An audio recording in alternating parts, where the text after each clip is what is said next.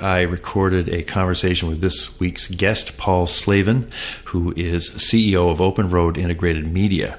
Open Road has been a pioneer in making high-quality backlist books available in digital format, and that means Slavin keeps watch on reported declines in the ebook share of overall book publishing. Despite what some say, it's not that that the consumer is turned off from ebooks. It's not that something's happening out there. It's where people are focusing their marketing efforts.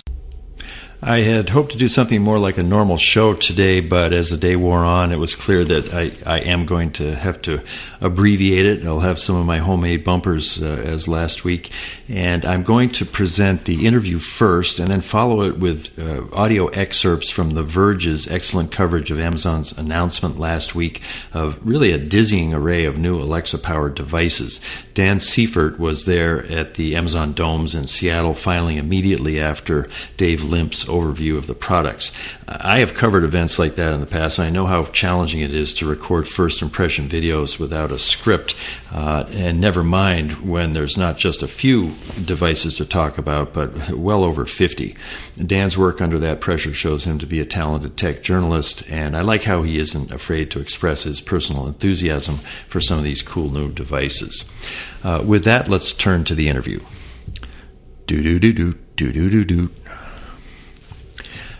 Paul Slavin was named CEO of Open Road Integrated Media in May of 2016. I have been a big fan of Open Road ever since it was founded in 2009 by Jane Friedman for the purpose of making high-quality backlist book titles available as ebooks, and I had Jane on the show a few times before she retired.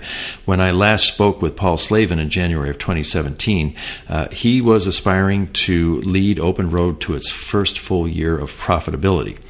An innovative initiative he told us about at the time was called Open Road Ignition, which helps other publishers to increase sales of their backlist titles. Well, we've really focused on the consumer and understanding their needs because they tell us, because we pay attention from a data perspective and what they're looking at and what they buy.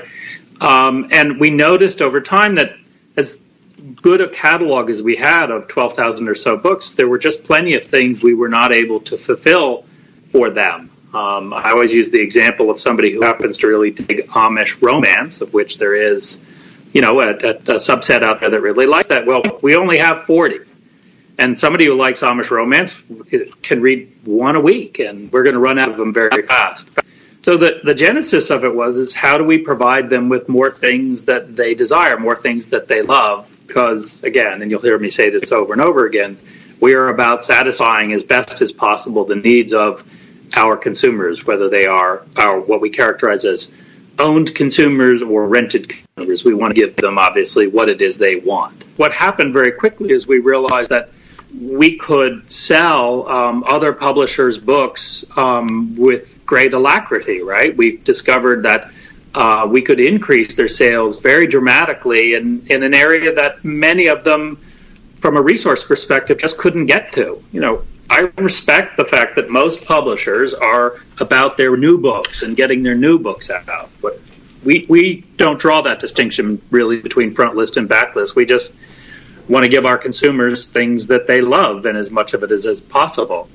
But in the process of doing that, we recognized or realized that we could really push other people's catalogs, and we're totally cool about that. And we think that's great. It's great for the consumer. It's great for the publisher.